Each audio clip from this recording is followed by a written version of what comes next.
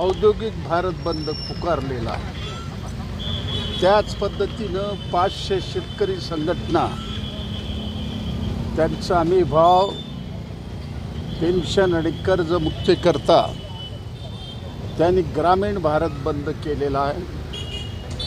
सोलापूर शहरामध्ये यंत्रमाग कारखाने, रेडीमेड कारखाने, विडी कारखाने जवळजवळ 100% बंद पडलेले आहेत आणि आजचा औद्योगिक भारत बंद सोलापूर शहरामध्ये यशस्वी झालं असं मी जाहीर करत आहे।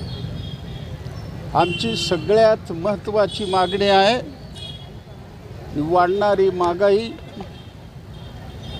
प्रचंड बेकारी, भ्रष्टाचाराचा महापूर, कामगार कायद्यामध्ये जे बदल झालेला आहे त्याचं परिवर्तन, 95 खाली जे पेन्शन आम्हाला मिळायला पाहिजे ते महिना 10,000 रुपये पेन्शनचा प्रश्न, माणसी 35 किलो धान्य कुटुंबाला मिळालं पाहिजे, विडी यंत्रमाग रेडी कामगारांना किमान वेतनाची अंमलबजावणी झाली पाहिजे।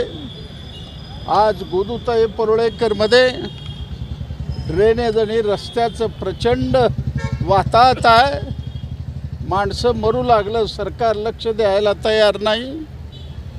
नगरमधले घरं पंतप्रधानाच्या हस्ते मिळाले, आनंदाची गोष्ट आहे, परंतु आज 2,10,000 हप्ते भरण्याकरता कामगारांची फार घुसमट चालू आहे।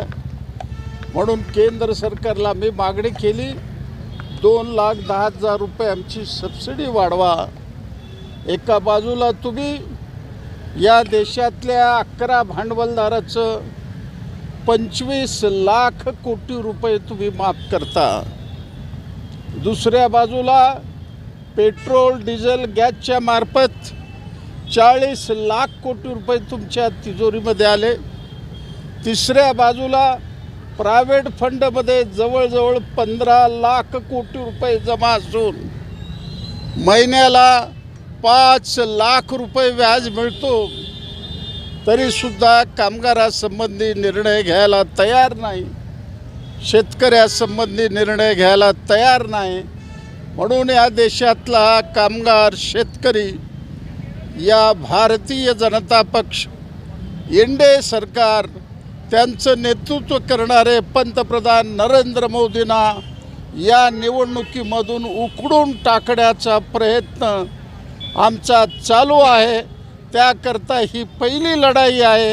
येणारं सरकार या सगळ्या मागण्याकडे लक्ष नाही दिलं, त्यांचीसुद्धा त्याच पद्धतीनं दुर्दशा होईल।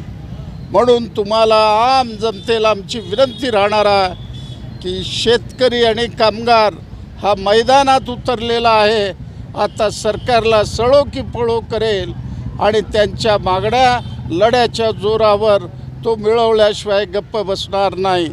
एक शेवटची गोष्ट सांगतो, आज दिल्लीमध्ये शेतकरी कूच करण्याच्या प्रयत्नात 144 कलम लावलात, मोठमोठे खिळे ठोकलात, सिमेंट कॉन्क्रीटचे भिंत लावलात, अनेक अडचणी निर्माण केलात, तरी लाखो शेतकरी शांततेने त्या ठिकाणी आहेत।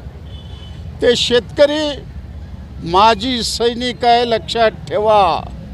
पाकिस्तान विरुद्ध लढलेला, चायना विरुद्ध लढलेला हा पंजाबमधला, हरियाणामधला, यूपीमधला शेतकरी आहे।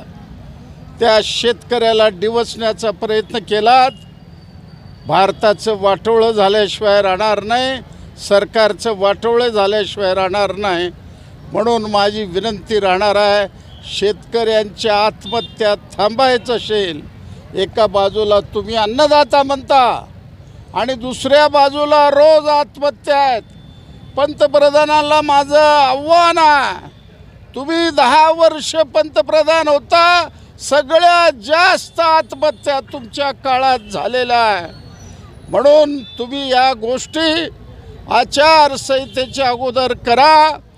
त्या आझाद मैदानावर 70,000 आशा त्या उन्हामध्ये पडलेल्या आहेत, राहायला जागा नाही, खायला कण नाही तरी सुद्धा ते लढू लागलेले आहेत.